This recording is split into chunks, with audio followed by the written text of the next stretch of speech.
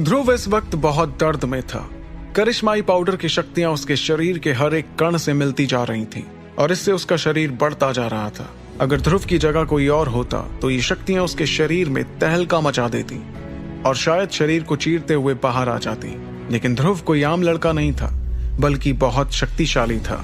इसलिए वो बहुत मुश्किल से ही सही, लेकिन शक्ति के आवेग को काबू में कर पा रहा था। इस वक्त ध्रुव के चारों तरफ एक हरे रंग की रोशनी दिखाई दे रही थी।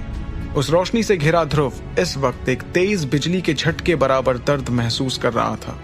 ध्रुव की रगों में एक सफेद तरल सा बहता पदार्थ दिख रहा था। फिर अचानक वो शक्ति अपने चरम तक पहुंच गई और ध्रुव ने महसूस किया कि उसका दर्द कम होने की बजाय और ज्यादा बढ़ गया था। ध्रुव ने गुफा में जोर से चीखना शुरू किया, लेकिन उसका कोई फायदा नहीं हुआ।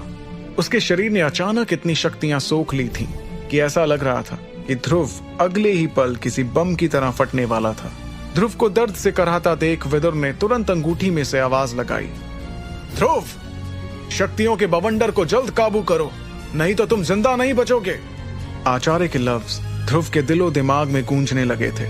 उसने अपने आप को काबू में लाने के लिए एक गहरी सांस ली और फिर दोनों हाथों को जोड़कर शक्ति को वश में करने की कोशिश शुरू की। ध्रुव ने यह कुछ सालों पहले भी किया था, जब वो एकलव्य रैंक पर था, लेकिन उस वक्त करिश्माई पाउडर नहीं था, इसलिए ध्रुव इस बार ये करने में थोड़ा घबरा रहा था। लेकिन ध्रुव ने जैसे ही अपनी आंखें बंद करके अपनी कलाइयों को घुमाना शुरू किया तो उसने देखा कि कैसे शक्तियां उसके शरीर के हर हिस्से में चमकने लगी थी।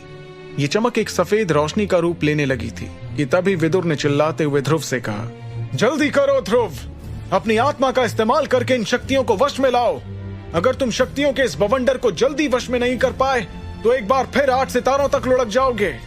आचार्य की बात सुनकर ध्रुव ने अपना सिर हिलाया और अपना ध्यान शक्तियों पर लगाना शुरू किया। कुछ पल बाद अचानक उसकी आत्मा ने शक्तियों पर काबू पाना शुरू कर दिया था और ध्रुव के सर के ऊपर एक बवंडर बनने लगा। यह बवंडर उन जगमगाती शक्तियों का था जो ध्रुव के मुंह से होते हुए उसके शरीर में समा रही थी।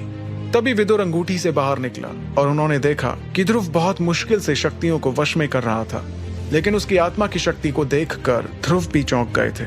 उन्होंने देखा कि वो बवंडर छोटा होते होते एक हाथ बराबर हो गया था। ध्रुव इस वक्त बहुत ज्यादा थक गया था। वो चाह कर भी पूरी शक्ति को सोख नहीं पा रहा था। इसलिए विदुर ने उसका हौसला बढ़ाने के लिए उससे कहा, बस थोड़ा सा और ध्रुव, तुम एकलव्य से सिर्फ 1 कदम की दूरी पर हो। ये सुनकर ध्रुव ने एक आखिरी कोशिश की और अपनी सारी ताकत लगाकर चिल्लाते हुए उस बची हुई शक्ति को अपने अंदर उतारना शुरू किया।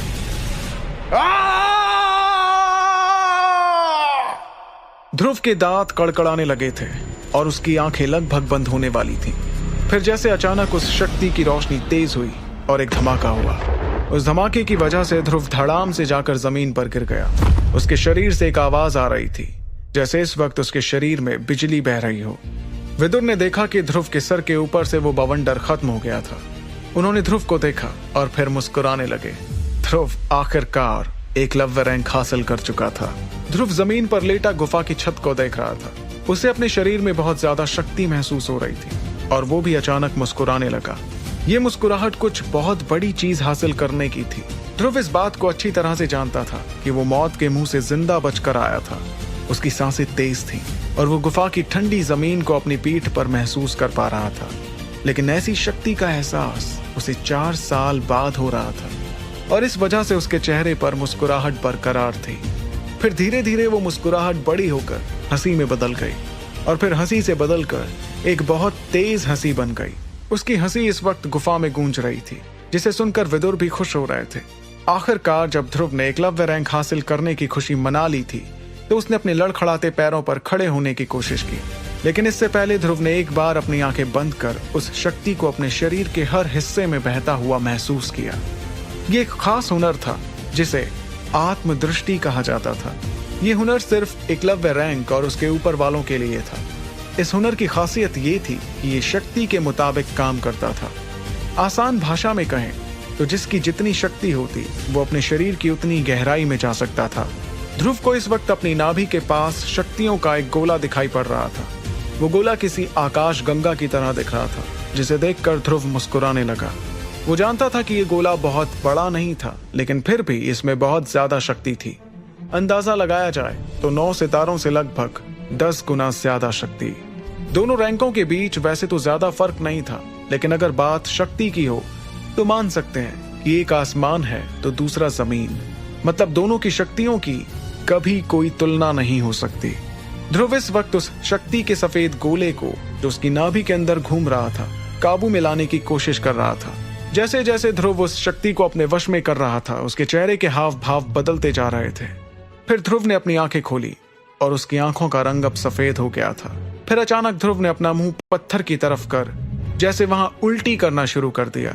उसके मुंह से उसके शरीर के सारे दोष निकल रहे थे, जिसके बाद ध्रुव के चेहरे पर एक अलग चमक आ गई। उसके चेहरे से जैसे नूर बरसने लगा था। इसके बाद ध्रुव ने अपने अकड़े हुए शरीर की हड्डियां चटकाई और फिर विदुर की तरफ देखते हुए कहा, ये काम कर गया आचार्य। ये कहते हुए ध्रुव के चेहरे पर एक मुस्कुराहट थी, जिसे देखकर आचार्य विदुर ने चेहरे पर एक गंभीर भाव के साथ कहा, ये तुम्हारी खुशनसीबी है कि पहली बारी में ही तुम शक्तियों को काबू कर पाए। विदुर की बात पर ध्रुव थोड़ा चौंक गया। उसने विदुर से कहा, खुशनसीबी? तो आप ये नहीं मानेंगे कि मैंने जबरदस्त दर्द सहन करके इन शक्तियों और इस एकलव्य रैंक को हासिल किया है? लेकिन सवाल पूछते ही उसे कुछ याद आया और उसने आगे कहा, आचार्य अब तो मैं एकलव्य रैंक पर पहुंच गया हूँ, अब तो आप मुझे नई तकनीक सिखाएंगे ना? ये सुनकर विदुर ने ध्रुव के पिछले सवाल को नजरअंदाज कर उससे एक सवाल किया, कौन सी तकनीक सीखना चाहते हो तुम इस बार? विदुर के सवाल का जवाब देते हुए ध्रुव ने कुछ सोचते हुए कहा, ऐसी तकनीक सिखाइए। हाँ, ऐसी तकनीक सिखाइए जो क्लास 4 की तकनीक से भी ज्यादा ताकतवर हो और जिसे मैं अपनी शक्तियों के साथ साथ बढ़ा पाऊं। ये सुनकर विदुर थोड़ा हैरान हो गए, लेकिन फिर भी उन्होंने ध्रुव से कुछ नहीं कहा। आचार्य के चेहरे पर हल्की परेशानी देखकर ध्रुव ने खुद ही उनसे पूछ लिया, आचार्य मैंने कुछ गलत कहा क्या? या फिर एक सेकंड, कहीं आपने मुझसे तकनीक के बारे में झूठ तो नहीं कहा था?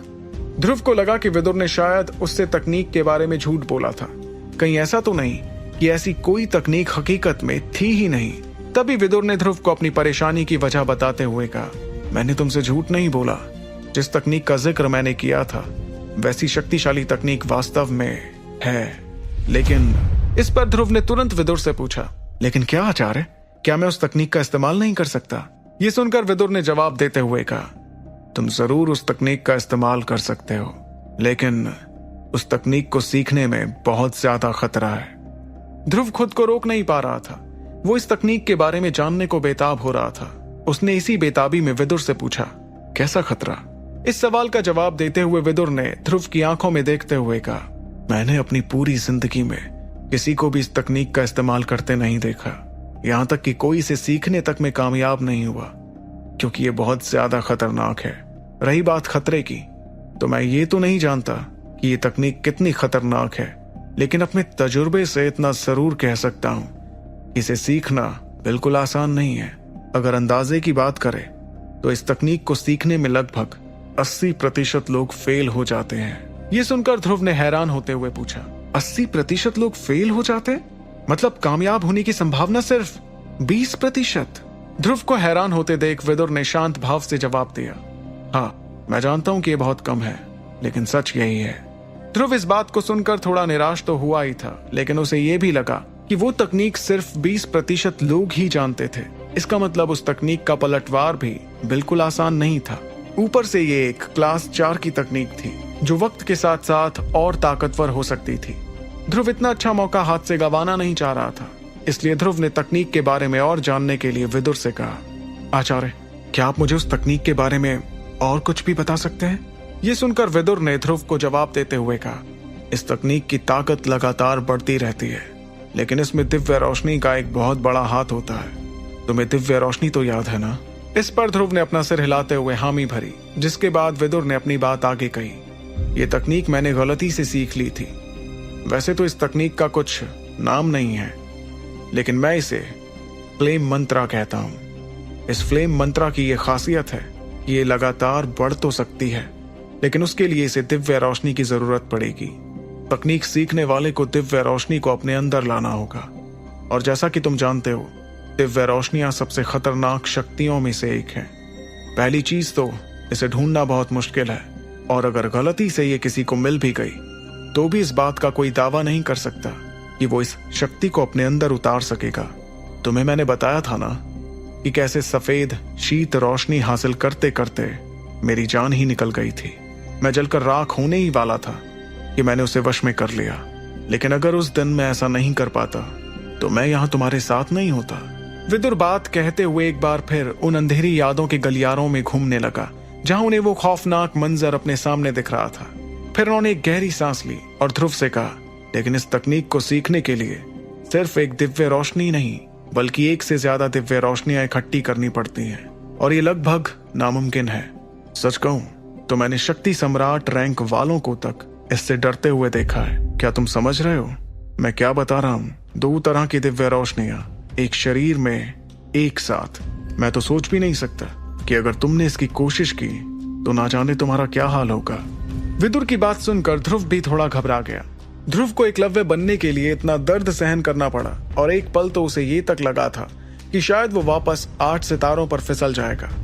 और यहाँ तो विदुर 2 दिव्य रोशनियों को एक साथ शरीर में इकट्ठा करने की बात कर रहे थे। ध्रुव ने अपने कमरे में अपनी आंखों से देखा था कि ये रोशनियां कितनी ताकतवर थीं। इसलिए वो खुद इसे सीखने के बारे में दोबारा सोचने लगा। उसे लगा कहीं रोशनी को काबू करने के चक्कर में रोशनी उसे ना काबू कर ले। विदुर ने देखा कि ध्रुव परेशान दिख रहा था। उन्हें लगा शायद उन्होंने ध्रुव को कुछ ज्यादा ही डरा दिया था। वैसे उन्होंने जो भी कहा वो बिल्कुल सच था, लेकिन अंदर ही अंदर वो भी ये जानते थे कि ध्रुव आम लोगों जैसा नहीं था बल्कि बहुत खास था। उसकी लगन और कड़ी ट्रेनिंग के बाद वो एकलव्य रैंक तक पहुंच गया था, जिसे हासिल करने में आम लोगों को 10 साल लग जाते थे। इसलिए उन्होंने ध्रुव को इस तकनीक की ताकत के बारे में बताते हुए कहा, मैं समझ रहा हूं कि तुम इस तकनीक से थोड़ा घबरा रहे हो और ये लाजमी है, लेकिन अगर कोई गलती से भी इस तकनीक को सीख ले तो इस पूरे मार्कस में इक्का दुक्का लोगों को छोड़कर उसे और कोई नहीं हरा पाएगा। ये सुनकर ध्रुव को थोड़ा अच्छा लगा। वो जानता था कि इतनी ताकतवर तकनीक को सीखने का रिस्क भी बहुत ज्यादा था, लेकिन ये तकनीक जानने वाला विद्वान रैंक वाले तक को चैलेंज कर सकता है। लेकिन उसके लिए ध्रुव को 2 दिव्य रोशनियां अपने अंदर उतारनी थी। उसे डर था कि कहीं वो भी बिना शरीर की सिर्फ एक रोशनी बनकर ना रह जाए। ये देखकर कि ध्रुव गंभीर सोच में पड़ा था, विदुर ने उससे सवाल किया, तो ध्रुव, क्या तुम अब भी वो ताकतवर तकनीक सीखना चाहते हो? इस सवाल ने ध्रुव को और परेशानी में डाल दिया था। ध्रुव ने पहली बार फ्लेम मंत्रा के बारे में सुना था और वो इसकी ताकत का दीवाना हो गया था, लेकिन इस ताकत की एक बहुत बड़ी कीमत थी जो ध्रुव को अपने शरीर से चुकानी थी। वो इस बात को भी सोच रहा था कि 10 में से सिर्फ 2 लोग ही इस तकनीक को सीखने में कामयाब होते हैं। बाकियों की मेहनत, वक्त, सब कुछ बेकार चला जाता है और ध्रुव के पास तो वैसे ही ज्यादा वक्त नहीं बचा था। उसका दिमाग इस बात पर भी जा रहा था कि क्लास 4 की तकनीक सीखने का मतलब मार्कस के सबसे ताकतवर लोगों में शामिल होना। लेकिन ध्रुव ये पक्का नहीं कर पा रहा था कि वो इस तकनीक को सीखना चाहता था या फिर नहीं।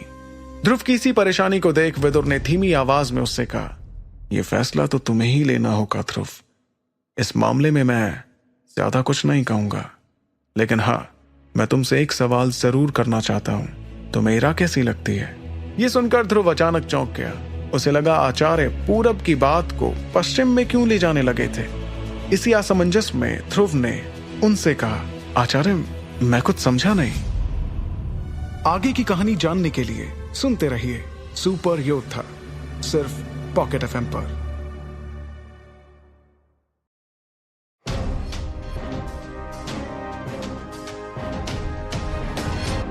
ध्रुव को समझ नहीं आया कि विदुर ने अचानक उससे ये सवाल क्यों किया।